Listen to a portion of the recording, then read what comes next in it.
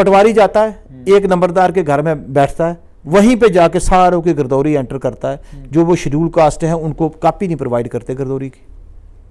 ठीक है ना, बहुत सारे मसाइल हैं। तो इस तरीके से अब गांव में क्या काम करते हैं कि किसी को आप कंप्लेंट ये करना कि जी मुझे किसी ने शेड्यूल कास्ट कहा है या शेड्यूल ट्राइब कहा है। कानूनी प्रावधान क्या है कि कानूनी प्रावधान दोनों के लिए है कि अगर आपको कोई इस बात पे तंग करे कि आपको गुज्जर कहे कि आप गुज्जर हैं, आप हल्के हैं, आप इन्फीरियर हैं, या शेड्यूल कास्ट हैं, आप इन्फीरियर लोग हो, आपको आपके किसी हक से महरूम, हाँ, ये भी चीज इसमें, ये ह्यूमन राइट में आता है। हक में किसी को हक से महरूम करना, किसी शहरी को, किसी एक तबके का या किसी दूसरे तबके को, तो ये एक ह्यूमन राइट्स की वायलेशन तो है ही है, उस कानून की वायलेशन में ये है। फिलहाल ये नया लॉ है और ये बड़ा सख्त एक्ट है, यहाँ पे तो आदमी बच नहीं सकता इसमें। 5 अगस्त 2019 संवैधानिक बदलाव किए गए और उन संवैधानिक बदलाव यानी आईन के अंदर तरामीम की गई और उन आईन की तरामीमों के बाद 31 अक्टूबर 2019 अपॉइंटेड डे था जिस दिन जम्मू कश्मीर को 2 यूनियन टेरिटरी में तब्दील किया गया, जम्मू कश्मीर यूनियन टेरिटरी और लद्दाख यूनियन टेरिटरी। 31 अक्टूबर 2019 से लेकर 31 अक्टूबर 2020 तक इस 1 साल के वक्फ में तमाम वो कानून जो सेंटर में हैं उन तमाम कानूनों को जम्मू कश्मीर में लागू करना और उन तमाम कानूनों में जो तरमीमें ज़रूरत है वो तरमीमें करके लागू करना, ये इस 1 साल के अंदर अंदर मरकज़ी सरकार को करना था। मरकज़ी सरकार ने वो अमल जो है मुकम्मल कर लिया है। उस अमल को मुकम्मल करने के बाद एक बहुत बड़ा तबका है, एक बहुत बड़ा वोट बैंक, मैं बड़े तमीज़ के साथ ये बात कह रहा हूँ कि बहुत बड़ा वोट बैंक है, जिस वोट बैंक पर तमाम लोगों की नज़र है, Gujjar Bakarwal vote bank, tribal लोग। इन ट्राइबल लोगों को 31 अक्टूबर 2019 जब से कानून लागू होने शुरू हुए तब से लेकर आज तक इस 1 साल में बहुत सारे ऐसे कानून हैं जो इन्हें तहफ़्फ़ुज़ देते हैं और उसके साथ में डिलिमिटेशन जब मुकम्मल होगी तो इन्हें एक और तहफ़्फ़ुज़ मिलेगा। वो तहफ़्फ़ुज़ होगा सियासी तहफ़्फ़ुज़, जिसमें 14 के करीब ये बताया जा रहा, हो सकता है इससे कम भी हो, 14 के करीब ऐसी नशिस्तें होंगी जिन नशिस्तों पर गुज्जर और बकरवाल कबीले से ताल्लुक़ रखने वाले लोग ही जीत कर आएंगे। क्या ये सियासी तब्दीलियां और क्या ये कानूनों में जो रद्द-बदल हुआ है, क्या ये रद्द-बदल वाकई में गुज्जर बकरवाल कबीले का मुकद्दर बदलने वाला साबित होगा? इस पर बात करने के लिए मेरे साथ हैं एडवोकेट शाह मोहम्मद चौधरी, वकालत में एक बड़ा नाम, गुज्जर बकरवाल एडवाइजरी बोर्ड के मेंबर भी रहे हैं और गुज्जरों और बकरवालों को लेकर जब मामलात बनते हैं तो पेश रहते हैं। चौधरी साहब, सबसे पहले आईन में जो तरामीम हुई और उसके बाद जो कानून जम्मू कश्मीर में आए हैं, कौन से ऐसे कानून हैं जो आपको यकीन दिलाते हैं कि अब गुज्जर बकरवाल तबके के साथ, इस कबीले के साथ जो ज़्यादतियाँ होती रही हैं वो ज़्यादतियाँ अब नहीं होंगी? देखिए, सबसे पहले जब हमें एसटी का स्टेटस मिला 1991 में, तो एसटी स्टेटस में आर्टिकल 330 से लेके 342 तक जितनी मरात मिलती थी वो रियासत जम्मू कश्मीर के जो शेड्यूल ट्राइब थे, गुज्जर बकरवाल, गद्दी, सिपी या लद्दाखीज, उनको नहीं मिली वो। क्योंकि उस वक़्त की जो हुकूमतें रहीं उन हुकूमतों ने किसी ना किसी वजह से, किसी ना किसी बहाना लगा के जो हमारे फुल राइट्स थे, जैसे पॉलिटिकल रिजर्वेशन थी in assemblies, political reservation in blocks, DDCs, तो उसमें हमें इन्होंने वो रखा, महरूम रखा उन चीज़ों से। दूसरे नंबर पे हमारी जो रिक्रूटमेंट का मसला था, जो हमें रिक्रूटमेंट मिलती थी, प्रमोशन में जो रिजर्वेशन मिलती थी, वो चालू हुई उससे।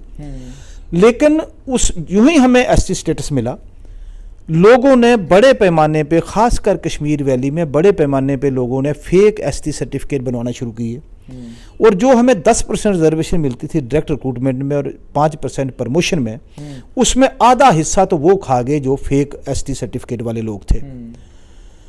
अब मैं आपसे बात, उसके साथ ये जो प्लान होता है ना, जो SC to TSP कहते हैं, ट्राइबल सब प्लान, इसका जो पैसा सेंटर से पहले तो हमें जो बाकी स्टेट्स थी हमारी कंट्री की, वहाँ पे जितनी उनकी पॉपुलेशन है उसके पॉपुलेशन के मुताबिक पैसा आता था, लेकिन हमें 19 करोड़, 20 करोड़, 30 करोड़, 25 करोड़ आता था साल का।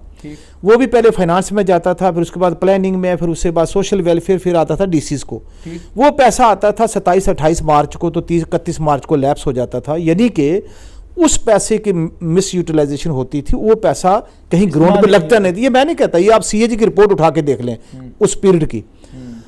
जब ये एब्रोगेशन हो गई आर्टिकल 370 की 5 अगस्त को 2019 को, उसके बाद जो मरात हमें बढ़ाई गई, जो बेनिफिट्स हमें उस एब्रोगेशन के बाद बढ़ाए गए, उनमें एक बड़ा जो बेनिफिट था वो था कि हमारी असम्बली की सीट्स रिजर्व होंगी। हमें जो ये हमारा बीसी जहाँ पर हुआ, ये ब्लॉक डेवलपमेंट काउंसिल बड़ी, इनका इलेक्शन हुआ, उसमें हमें रिजर्वेशन मिली।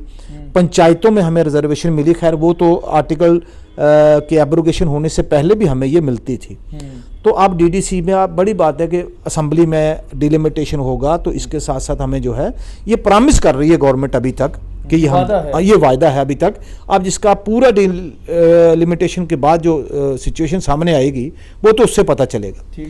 उसके साथ 2 बड़े एक्ट जिनके लिए यहाँ हम लड़ाई करते थे, recognition of forest rights act, ST जो लोग जंगल में बैठे हुए, एसटी भी सिर्फ एसटी नहीं, जो दूसरे भी हैं, ट्राइबल एंड अदर्स, तो जो फॉरेस्ट डिवेलपर्स थे, ये एक्ट यहाँ पे लागू हो गया 31 अक्टूबर 2019 के बाद। SC ST एट्रोसिटीज एक्ट 1989 जो पहले यहाँ पे एक्सटेंड नहीं हुआ था, एक तो वो एक्ट लागू हो गया। दूसरा कुछ कमीशंस थे गवर्नमेंट ऑफ इंडिया जो टाइम, जैसे ट्राइबल कमीशन है, शेड्यूल कास्ट कमीशन है, या दूसरे कमीशंस हैं, पहले इनका जुरिस्डिक्शन हमारी स्टेट में एक्सटेंड नहीं था। जब भी हम कोई कंप्लेंट करते थे तो वहाँ से रिप्लाई आ जाता था कि हमारा जुरिस्डिक्शन जम्मू कश्मीर स्टेट में एक्सटेंड नहीं है, इसलिए हम आपकी जो ग्रीवांस है इसको हम नहीं देख सकते, हम सुन नहीं सकते। तो ये 2 बड़े एक्ट आए। गुज्जर बकरवाल जो है, खासकर जो बकरवाल तबका है या जो दोधी गुज्जरों का तबका है, इसके लिए महाराजाओं के टाइम से हमें फॉरेस्ट के जो लैंड थी, इनका ऑक्यूपेशन का हमें राइट महाराजाओं ने दिया था।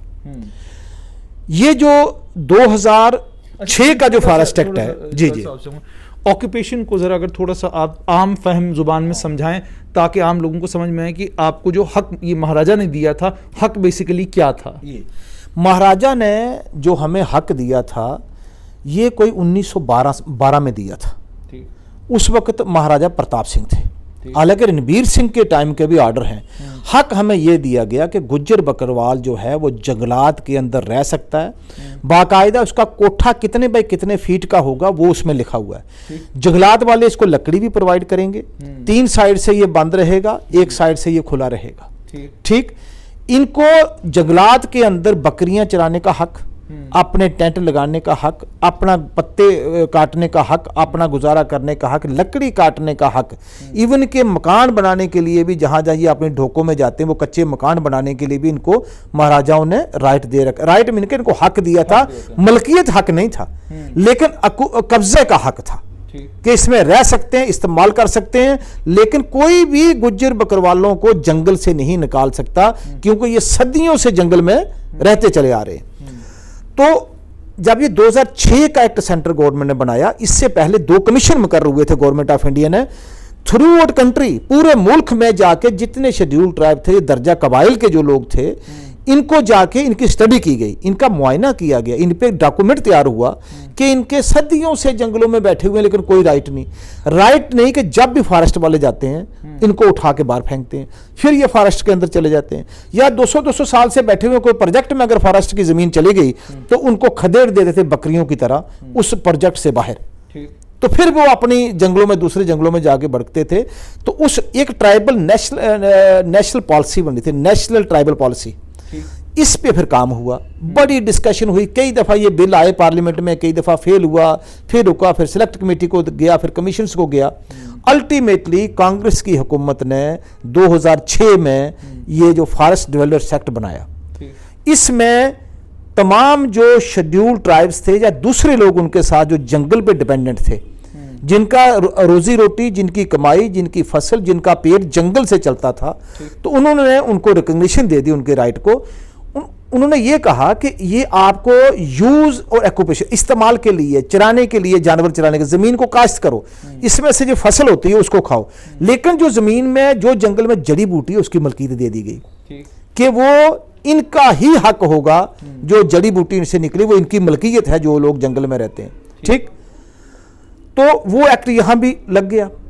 अब 1 साल हो गया है उस एक्ट को यहां पे लगे हुए। ठीक। एक्ट के अंदर अब बात आती है कि कितनी जमीन एक शेड्यूल ट्राइब जो है वो रख सकता है, एक बकरवाल या एक गुजर। आप बात कर रहे हैं tribal and forest rights act की, उसमें उन्होंने पहले कब्जा कब का होना चाहिए।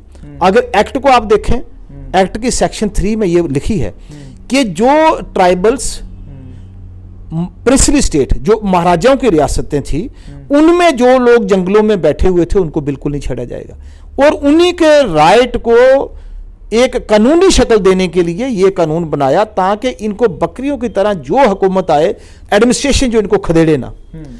तो उसमें एक्ट में लिखा है कि 5 दिसंबर 2005 को अगर कोई आदमी ट्राइबल फॉरेस्ट की जमीन पे उसका कब्जा होगा और उसमें वो रहता है, भेड़ बकरियां लेके, भैंसें गायें लेके, या कोई दूसरी कम्युनिटी के लोग भी, उनको नहीं हटाया जाएगा, वो वही रहेंगे।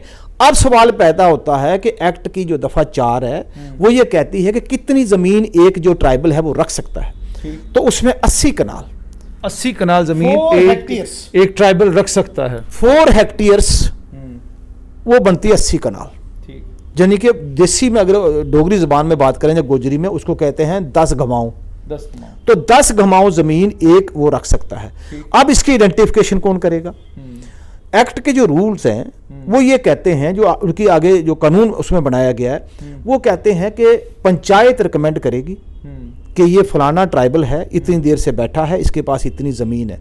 जमीन का राइट जो ये कब्जा है ये इनहेरिटेबल है, लेकिन इसको एलिनेट नहीं कर सकते हम, उस जमीन को बेच नहीं सकते।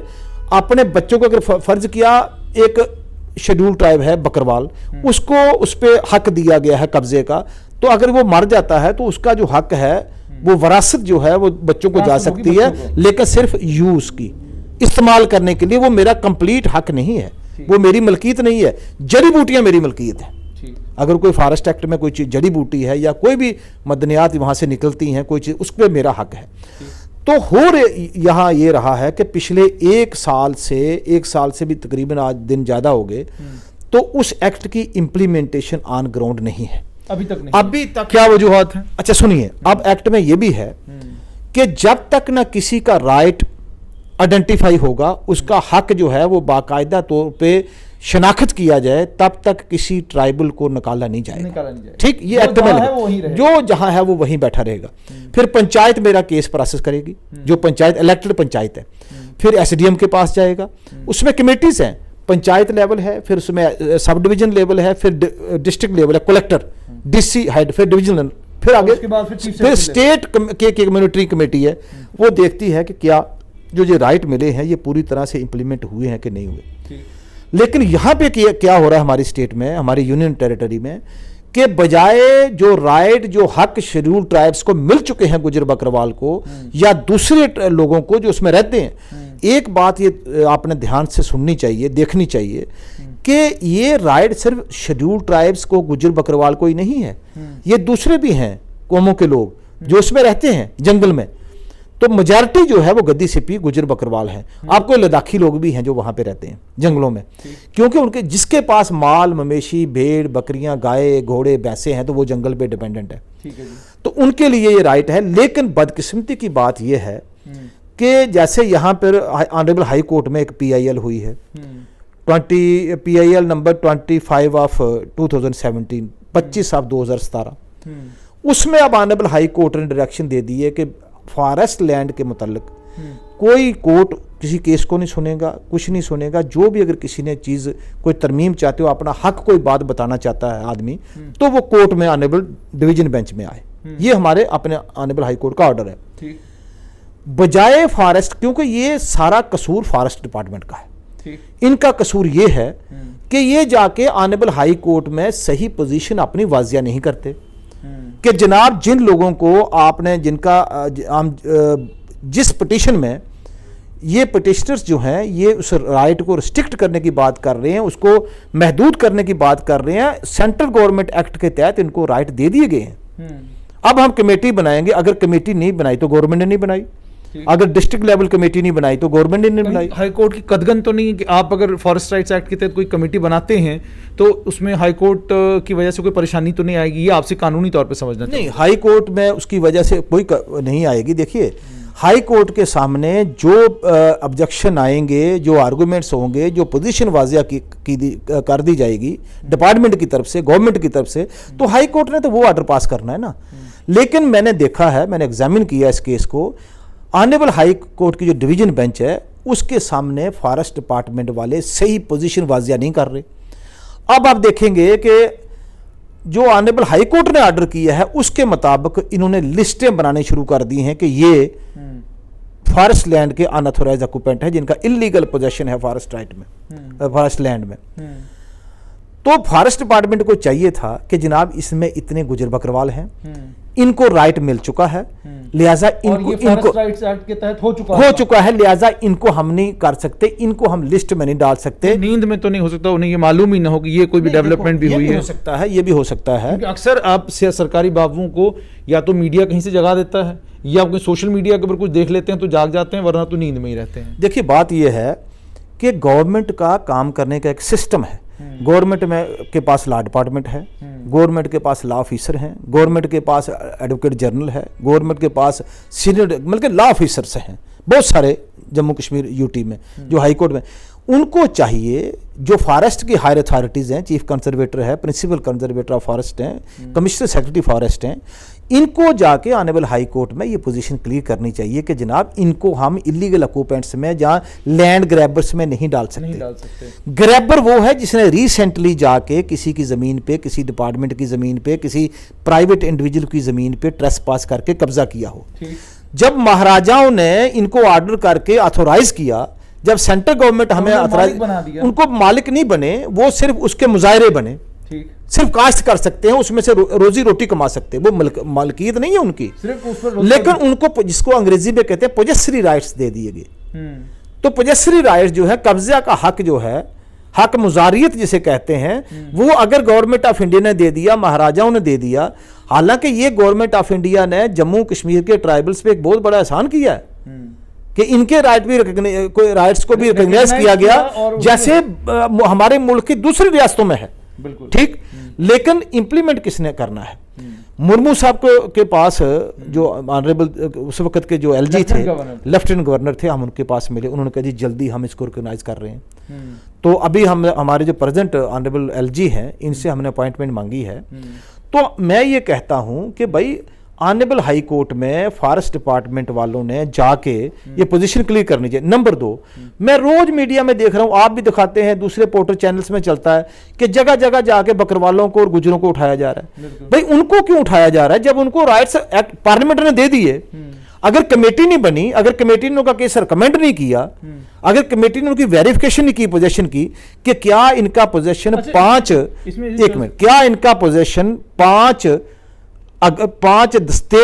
दिसंबर 2005 से पहले का है, 13 दिसंबर 2005 के पहले का है कि बाद का है?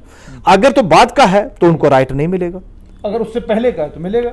मिल चुका है, मिल चुका है। सिर्फ गवर्नमेंट की जो कमेटीज बनानी थी वो नहीं बनाई अभी तक, हालांकि यहां रूल्स भी बन चुके हैं। ये सेंट्रल का एक ऐसा एक्ट है ट्राइबल का जिसके रूल साथ साथ छप गए, बाकी अभी कोई मेजॉरिटी एक्ट है जिनके रूल ही नहीं है। अच्छा, आपसे चौधरी साहब ये भी जानना चाहूंगा कि जैसे आपने कहा कि ये इन तमाम लोगों को राइट्स मिल चुके हैं, लेकिन जहाँ तक फॉरेस्ट राइट्स एक्ट की इम्प्लीमेंटेशन की अगर बात करें तो ये हक दिए जाते हैं। क्या आपको नहीं लगता कि इस ज़िम्न में किसी किस्म की कोई एप्लीकेशन फॉरेस्ट डिपार्टमेंट में देने की ज़रूरत है, पीसीसीएफ के सामने, या कौन सी अथॉरिटी है जिसके सामने इन्हें पेश होना है और इन्हें कहना जी ये मैं अपना हक जो है इसके ऊपर जता रहा हूँ, अब आप तय कीजिए कि आपने करना क्या है? क्या ये करने की ज़रूरत है इन्हें कोई? बिल्कुल। देखिए, जैसे आपने खुद पहले कहा कि हो सकता है जो आला अफिसरान जो हैं उनको पूरी तरह इसका पता ना हो या पूरी तरह उनकी नॉलेज में ना हो।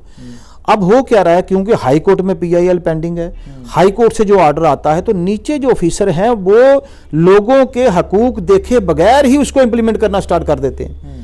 अब पीछे 2-3 दिन पहले एक वो वीडियो वायरल हुई जिसमें वो बकरवाल बेचारा दवाई दे रहा है कि मैं 40 साल से बैठा हुआ, ये मेरी रेवेन्यू रिकॉर्ड में एंट्री है, ये मेरा राशन कार्ड है, ये मेरा वोटर लिस्ट है, ये सारा चीज मेरे आके, मुझे आप नहीं उठा सकते। तो मैं समझता हूं कि कहीं ना कहीं लोगों के पार्ट पे भी और जो लीडर्स हैं उनके पार्ट पे भी ये थोड़ा सा मैं समझता हूं कि लापरवाही है। हमें जाके फॉरेस्ट अथॉरिटी से, स्टेट अथॉरिटी से, डिविजनल कमिश्नर से, डीसी साहब से हमें जाके मिल के ये बात करनी चाहिए कि भाई हाई कोर्ट में अपनी पोजीशन वाजिया करो, या फिर हमारे पास एक अल्टरनेटिव और है कि हम खुद ही जो ऑनरेबल हाई कोर्ट में जो PIL पेंडिंग है, हम खुद जाके जो एक्ट है इसके मतलब और लोगों के जो हकूक हैं, हक हैं, उसके मतलब हम खुद हाई कोर्ट को अप्राइज करेंगे। अब हमने ये फैसला किया है कि जो writ petition honourable high court में चल रही है उसमें हम गुज्जर बकरवालों की तरफ से या जो दूसरे लोग हैं जिनको ये हकूक मिल चुके हैं उनकी तरफ से हम हाई कोर्ट में पार्टी बन के PIL में दरख्वास्त दे के और हम हाई कोर्ट को सारी चीज़ बताएंगे और हमें उम्मीद है कि ऑनरेबल हाई कोर्ट जो ये गरीब लोग हैं इनके साथ इंसाफ करेगा। चौधरी साहब, एक चीज़ और आपसे जानना चाहूँगा, क्या इस ज़िम्न में आप जो हमारे मुल्क के होम मिनिस्टर हैं उनसे मुलाकात करने की या प्राइम मिनिस्टर से मुलाकात करने की कोशिश करेंगे ताकि आप उन्हें भी ये बात बता सकें कि ये आपने तमाम हुकूक तो हमें दे दिए और उसके बाद आप पॉलिटिकल सियासी तौर पर भी हमारी रिजर्वेशन देने वाले हैं, लेकिन ये एक जो कानून है जिसको लागू जम्मू कश्मीर में किया गया है लेकिन उसकी इम्प्लीमेंटेशन नहीं हो रही, क्या इस ज़िम्न में कोई मुलाकात करने की कोशिश कोई गुज्जर डेलीगेशन, बकरवाल डेलीगेशन कर रहा है?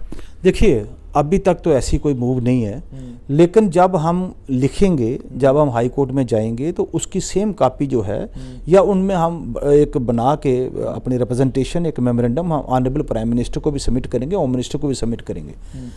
देखिए, दूसरी तरफ मैं ये समझता हूँ कि ऑनरेबल प्राइम मिनिस्टर के पास जाना या होम मिनिस्टर के पास जाना अभी कोई ज़रूरत इस बात की है नहीं, क्योंकि 26 जनवरी को पिछले साल जो जम्मू कश्मीर के भी उसमें गुज्जर बकरवाल थे, पूरे कंट्री के जो ट्राइबल थे उनको प्राइम मिनिस्टर साहब ने एड्रेस किया। तो प्राइम आप देखिए यूट्यूब निकाल के प्राइम मिनिस्टर साहब की उसमें पूरी वो है स्पीच है। तो प्राइम मिनिस्टर साहब ने कहा कि जो ट्राइबल हैं ये जंगल को बचाने वाले लोग हैं, ट्राइबल ही इस मुल्क के सही बशिंदे हैं और ट्राइबल्स के राइट के लिए जो हमने फॉरेस्ट एक्ट दे दिया है इसको इम्प्लीमेंट करवाना गवर्नमेंट ऑफ इंडिया का काम है। ये प्राइम मिनिस्टर साहब ऑन रिकॉर्ड है। इसकी निस्बत हम प्राइम मिनिस्टर साहब को इसके अपराज करवाएंगे, उनकी तवज्जो इधर दिलाएंगे कि आपने जो ये बात कही थी 26 जनवरी को जब आपने ट्राइबल्स लोगों को एड्रेस किया, तो इस बात को रियासत जम्मू कश्मीर में यूटी में इम्प्लीमेंट नहीं किया जा रहा। मैं ये कहता हूं कि प्राइम मिनिस्टर साहब ने थोड़ा रोका है कि आप मत इम्प्लीमेंट करो, या होम मिनिस्टर ने, ये तो यहाँ की जो एडमिनिस्ट्रेशन है, जो यूटी की एडमिनिस्ट्रेशन है, ये एक्ट इन्होंने लागू करना है। पार्लियामेंट ने बना के असेंट दे के लॉ बना के पूरे हिंदुस्तान में लागू हो गया है और जम्मू कश्मीर में क्योंकि 1 साल अभी हो गया इसको एक्सटेंड हुए हुए, लेकिन ये बड़े जरूरी कुछ ऐसे एक्ट हैं जिनको लागू करना बड़ा जरूरी है। एक तो ये हो गया, दूसरा एक्ट जो atrocities on SC and ST act जो 1989 है वो भी यहाँ पे एक्सटेंड हुआ है। मैं आपसे जानना चाहूँगा कि इस वक्त जो भी कार्रवाइयाँ हो रही हैं उस ज़िम्न में आपसे भी ये ट्राइबल लोग मिलते होंगे, क्या आप ये बताएंगे कि SC ST एक्ट के जो उसके प्रावधान हैं, जो उसके सेक्शंस हैं, क्या उसके तहत आप जल्द मूव करने वाले हैं? क्या आप उसके ज़िम्न में मूव करके कोई किसी किस्म की कोई कार्रवाई चाहेंगे कि इसमें हुकूमत कार्रवाई करे? क्योंकि जाहिर सी बात है SC ST एक्ट में तो ये एट्रॉसिटी में शायद आएगा, वो आपसे समझना चाहूँगा। देखिए, जहाँ तक हमारा इसमें गुज्जर बकरवाल का ताल्लुक है, देखिए हमारे साथ भी डिस्क्रिमिनेशन उतनी है जितनी शेड्यूल कास्ट के साथ है, क्योंकि गुज्जरों को, बकरवालों को इसकी अवेयरनेस का भी पता नहीं है। शेड्यूल कास्ट जो हमारी कम्युनिटी है यूटी में, ये ज़्यादा अवेयर है। आज की डेट में शेड्यूल कास्ट जो है वो ज़्यादा असर्ट कर रहे हैं, वो कोशिश कर रहे हैं कि इस एक्ट को लागू करवाया जाए, क्योंकि उनके साथ दफातर में, गवर्नमेंट दफ्तरों में और दूसरी जगह भी उनके साथ जो है वो डिस्क्रिमिनेशन होती है। अब देखिए, आपने यहाँ देखा होगा कि रूरल एरियाज जो हमारे हैं वहाँ पे आज भी शेड्यूल्ड कास्ट को कुएं पे नहीं जाने देते, आज भी उनके लग कुएं। अब ये कुछ लोग मेरी इस बात पे कमेंट करेंगे, लेकिन मैं उनको नाम भी बता सकता हूँ। एक बाकायदा हाई कोर्ट में रिट पिटिशन हुई थी कठुआ की, वहाँ पे शेड्यूल्ड कास्टों को उस कुएं पर नहीं जाने देते थे पानी लेने के लिए। तो बड़ी सारी डिस्क्रिमिनेशन है। डिस्क्रिमिनेशन ये नहीं होती कि मैं शेड्यूल कास्ट हूं, मुझे कुएं पे नहीं आने दिया तो ये डिस्क्रिमिनेशन हो गई है। डिस्क्रिमिनेशन और बड़ी किस्म की है। पटवारी जाता है, एक नंबरदार के घर में बैठता है, वहीं पे जाके सारों की गिरदौरी एंटर करता है। जो वो शेड्यूल कास्ट हैं उनको कॉपी नहीं प्रोवाइड करते गिरदौरी की। ठीक है ना, बहुत सारे मसाइल हैं। तो इस तरीके से अब गांव में क्या काम करते हैं कि किसी को अब कंप्लेंट ये करना कि जी मुझे किसी ने शेड्यूल कास्ट कहा है या शेड्यूल ट्राइब कहा है, हालांकि शेड्यूल ट्राइब के साथ थोड़ा कम है, लेकिन जो शेड्यूल कास्ट बरादरी के लोग हैं ना, इनके साथ वाकया ही डिस्क्रिमिनेशन है, इसमें कोई शक नहीं। लेकिन उसके लिए ये है, ये कानूनी प्रावधान क्या है कि कानूनी प्रावधान दोनों के लिए है कि अगर आपको कोई इस बात पे तंग करे कि आपको गुज्जर कहे कि आप गुज्जर हैं, आप हल्के हैं, आप इन्फीरियर हैं, या शेड्यूल कास्ट हैं, आप इन्फीरियर लोग हो, आपको आपके किसी हक से महरूम हाँ, ये भी चीज इसमें, ये ह्यूमन राइट में आता है। हक में किसी को हक से महरूम करना, किसी शहरी को, किसी एक तबके का या किसी दूसरे तबके को, तो ये एक ह्यूमन राइट्स की वायलेशन तो है ही है, उस कानून की वायलेशन भी ये है। तो वो चीज़ें भी हुकूमत को अभी बताने की ज़रूरत है। अभी फिलहाल ये नया लॉ है, रेस्ट ऑफ दी जो हमारा जो मुल्क के दूसरी रियासतें हैं वहाँ पे लोगों में बड़ी अवेयरनेस है और ये बड़ा सख्त एक्ट है। यहाँ पे तो आदमी बच नहीं सकता इसमें। आपने करना क्या, आपने कहा जी इसने मुझे चुमार कह दिया मिसाल के तौर पर, है ना, या मुझे इस बात पे किसी चीज से कि मैं शेड्यूल कास्ट हूं, मेरे साथ इम्तियाजी सलूक इस बात पे। मैंने सुना इसमें थानेदार के लेवल पे तो होता ही कुछ नहीं, तो सब डीएसपी के लेवल। ये इसमें जो तफ्तीश है वो पुलिस के सुपीरियर ऑफिसर करते हैं, और इसमें जो कंप्लेनेंट है वो डिस्ट्रिक्ट मजिस्ट्रेट है, खुद डिस्ट्रिक्ट मजिस्ट्रेट कंप्लेनेंट है। मैंने एप्लीकेशन जाके देनी है थाने में, अगर थाना कोई कार्रवाई नहीं करता तो डीसी साहब जो है, डीसी ने खुद जाके उसमें कंप्लेनेंट बनना है। अच्छा, ये कानून है इसमें। तो इतना ताकतवर कानून आने के बावजूद अगर आज भी गुज्जर बकरवाल समुदाय अपने आप को महसूस करता है कि वो यहाँ पर कमज़ोर हैं या उनके पास हुकूक नहीं है, या जब हुकूमत जिस हुकूमत का दिल करता है उनको एक जगह से उठाकर दूसरी जगह से उठाकर तीसरी जगह, और जो वाकई काबिज हैं ज़मीनों के ऊपर ताकतवर लोग, उनके खिलाफ कोई कार्रवाई नहीं होती, तो फिर वो SC ST एक्ट का इस्तेमाल कब करेंगे? देखिए, अब मैंने आपको कहा कि अभी लोगों में आस्ता आस्ता लोगों को अकल आ रही है इस बात की, लोगों में जानकारी आ रही है। अभी नया एक्ट है, तो एक तो हमारे लोग अनपढ़ हैं, मतलब कि इतने पढ़े लिखे नहीं है, दूसरा वो किसी के पास जाते नहीं पूछने के लिए। एक जंगलात वाला फॉरेस्ट गार्ड आता है, वो उसको दाड़ा लगाता है, वो अपना 50 साल का कब्जा छोड़ के भाग जाता है। उसके पास है क्या? पहले उसके पास एक टेंट है, तंबू है, या बड़ा ज्यादा हुआ किसी के पास तो उसको लकड़ी, 4 लकड़ियां खड़ी करके उस पर एक टीन डाल के उसने अपने बच्चे वहां छुपा कर बैठा हुआ वो आदमी। बाकी लोगों के पास जैसे रोशनी का था या दूसरी ये जो थी स्टेट लैंड, हजारों कनाल लोगों के पास है, सैकड़ों कनाल हैं, लेकिन एक बकरवाल को आप 5 मरले में 10 मरले में नहीं रहने देते। मैं ये जानना चाहता हूँ कि क्या इसलिए आज़ादी ली थी? क्या ये सोशल कॉन्सेप्ट है कॉन्स्टिट्यूशन का? आखिर वो सिटीजन है इस मुल्क के, इस रियासत के रहने वाले लोग हैं, लोकल रेजिडेंट हैं। सोशल कॉन्सेप्ट ये है कि इन लोगों को मकान बना के इनकी रिहेबिलिटेशन का जो इंतजाम है, रीसेटलमेंट का, वो अगर आप directive of principle state policy देखें, स्टेट पॉलिसी आप उसमें देखें, इन लोगों के लिए काम करना जरूरी है। हजारों जजमेंट्स हैं सुप्रीम कोर्ट की। वीकर सेक्शंस के लिए कॉलोनी बनती हैं, तो वीकर सेक्शन के लिए कॉलोनी जो शहरों में बनती हैं, क्या वो ट्राइबल्स के लिए, जैसे उड़ीसा में, जैसे मध्य प्रदेश में, आंध्रा में, कर्नाटका में, या दूसरे गुजरात में, उनके लिए अगर वहां पर ट्राइबलों के लिए जगह बन सकती है तो जम्मू कश्मीर में नहीं बन सकती?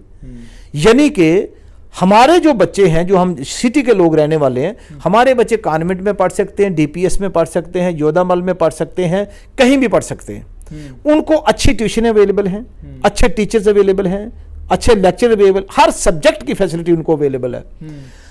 अब 6 महीने उधर, वहां 2 महीने टिकते हैं, तीसरे महीने अभी माइग्रेशन उधर से इधर को स्टार्ट हो गई है, ये प्लेन्स ऑफ जम्मू आप देखेंगे जाके हाईवे पे। यानी कि उनके बच्चों को हम 70 साल की आज़ादी के बाद भी तालीम नहीं दे सके। वो मांगते भी नहीं, वो कहते हैं हम जहां जंगल में बैठे हम यहीं खुश है, 5 मरले में 10 मरले में खुश हैं, सिर्फ आप हमारी बकरियां जंगल में चरने दो बस।